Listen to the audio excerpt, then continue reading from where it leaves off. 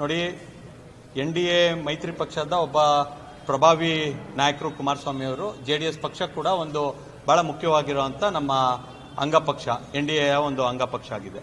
ಇದ್ರ ಬಗ್ಗೆ ಮಾತನಾಡೋದಕ್ಕೆ ರಾಷ್ಟ್ರೀಯ ಅಧ್ಯಕ್ಷರು, ಪ್ರಧಾನಮಂತ್ರಿಗಳು, ನಮ್ಮ ಗೃಹ ಸಚಿವರು ಮಾತನಾಡ್ತಾರೆ.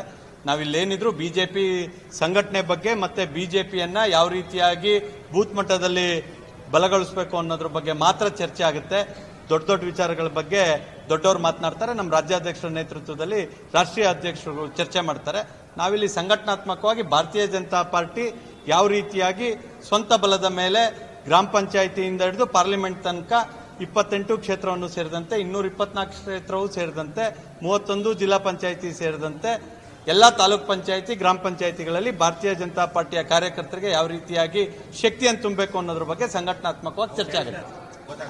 ಅವರ ಮಾತಿಗೆ ನನ್ನ ಸಹಮತ ಇದೆ. ಯಾವುದೂ ಕೂಡ ಇಲ್ಲಿ ಚರ್ಚೆ ಆಗೋದಿಲ್ಲ. ಬೆಂಗಳೂರಲ್ಲಿ ಬಿಜೆಪಿ ಕಚೇರಿಯಲ್ಲೂ ಆಗೋದಿಲ್ಲ, JDS ಕಚೇರಿಯಲ್ಲೂ ಆಗಲ್ಲ. ರಾಷ್ಟ್ರೀಯ ಅಧ್ಯಕ್ಷರ ನೇತೃತ್ವದಲ್ಲಿ ಅವರ ರಾಷ್ಟ್ರೀಯ ಅಧ್ಯಕ್ಷರು, ಅವರ ರಾಜ್ಯಾಧ್ಯಕ್ಷರು, ನಮ್ಮ ರಾಜ್ಯಾಧ್ಯಕ್ಷರ ಜೊತೆಯಾಗಿ ಚರ್ಚೆಯಾಗಿ ಒಳ್ಳೆ ರೀತಿಯಲ್ಲಾಗುತ್ತೆ. ಯಾವುದೇ ರೀತಿಯ ಮಿಸ್ಕಮ್ಯುನಿಕೇಶನ್ ಇಲ್ಲ. ಮಾಧ್ಯಮ ಸ್ನೇಹಿತರಿಗೆ ಏನಾದ್ರು ಕಮ್ಯುನಿಕೇಶನ್ ಗ್ಯಾಪ್ ಇದ್ರೆ ಆ ಕಮ್ಯುನಿಕೇಶನ್ ಗ್ಯಾಪ್ ಕ್ಲಿಯರ್ ಮಾಡಿ. ಅದು ಬಹುಶಃ ಮಾಧ್ಯಮದ ಮೇಲೆ ಹೇಳಿರ್ಬೋದು. ಭಾರತೀಯ ಜನತಾ ಪಾರ್ಟಿ ಮತ್ತು JDS ಮಧ್ಯೆ ಯಾವುದೇ ರೀತಿಯಾದ ವಿಚಾರಗಳಿಲ್ಲ. ಕ್ಷೇತ್ರವನ್ನ ತೀರ್ಮಾನ ಮಾಡುವಂಥದ್ದು ರಾಷ್ಟ್ರೀಯ ಅಧ್ಯಕ್ಷರು.